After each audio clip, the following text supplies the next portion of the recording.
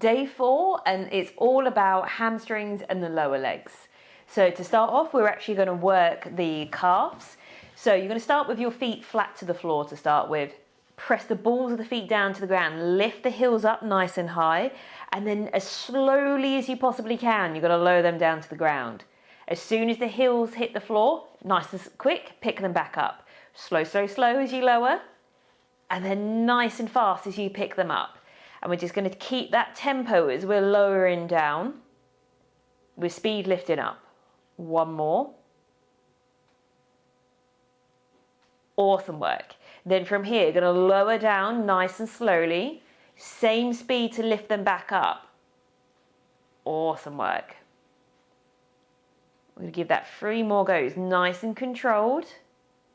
Allowing the heels to fully touch the floor before we start lifting them back up. Keeping the toes flat to the floor.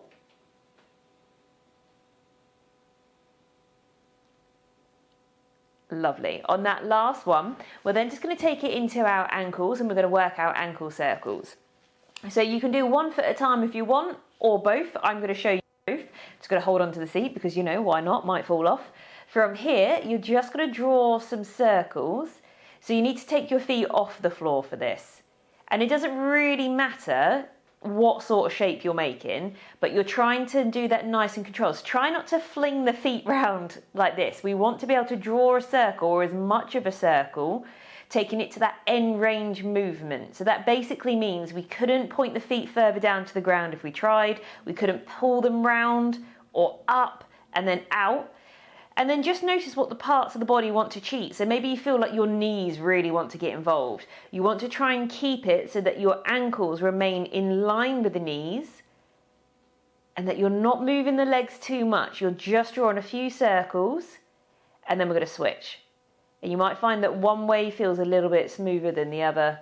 If the toes want to get involved, I'm not going to be really strict like I would be on our normal ankle cars.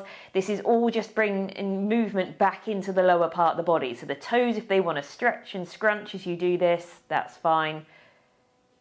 I'm just going to draw 1 more circle. And then you're going to set your feet down to the ground. And then we'll continue with our next exercises. Next, we're working hamstring extension. Now, if you're on a chair like me, where you're sort of leaning back naturally, because that's how the chair's shaped, I want you to sit in a position of where your shoulders are stacked on top of your hips. So that's going to be our starting point. We're going to work 1 leg at a time. So from here, you're just going to lift your lower right leg out. So you're just straightening the leg, working that dorsiflexion. So you're just basically trying to pull the top of your foot towards your shin. It's not where it's going to go, but that's just the direction you want to take it. Nice and slowly lower down with as much control as you possibly can. And then nice and slowly extend. Press the heel away from you as you pull the toes towards you. Again, this is another exercise of where you could just easily go through the motions here, but we want to be able to remain that time under tension on the muscles, but control the movement as much as we possibly can. And the dorsiflexion is really important in this exercise. We're just going to do 1 more on this side, and then we're going to switch. So set that right foot down to the ground, adjust your seating position if you need to, keeping the spine tall, extend the lower part of your left leg, point the toes towards you. Nice and controlled, lower down. Foot doesn't have to touch the floor each time. If you're quite short like me and your foot naturally hovers off the floor, it's perfect, don't worry about that. You just want to take your ankle back in line with your knee before you then extend it back out again. 2 more.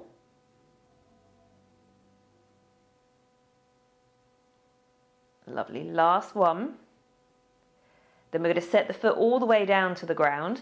We're going to extend the right leg out straight, so the heel is on the floor here. So you might need to adjust yourself by coming further forward on the chair. Now lift the spine tall, again work that dorsiflexion. So point the toes towards you. If you feel like you don't really get much of a stretch here, or maybe you feel like your ankle is super tight, before you come into the full stretch, what you can do is point the toes away from you, point the toes towards you. Just work those flexions and other things. Flexing the toes towards you in a way, just open up through the ankle. But point the toes towards you for this exercise. You can hold on to the chair if you want to. Now, nice straight spine, so no pressing back here because it's really hard to fold from this position. Keep the spine nice and tall, hinge from the hips, so you're trying to take your lower belly towards your thigh. And you're just going to stop at a point that feels comfortable. Now, if you get a lot of pulling sensation behind the back of the knee, have a little bit of a bend.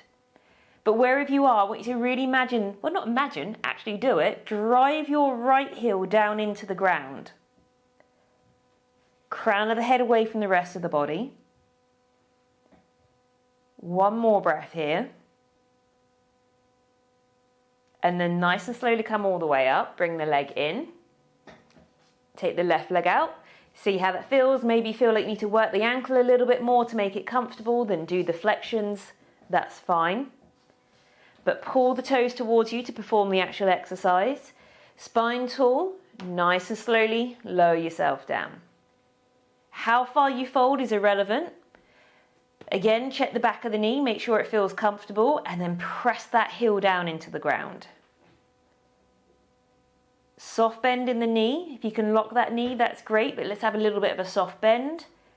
Drive the heel down. We're just going to hold it here for one more breath.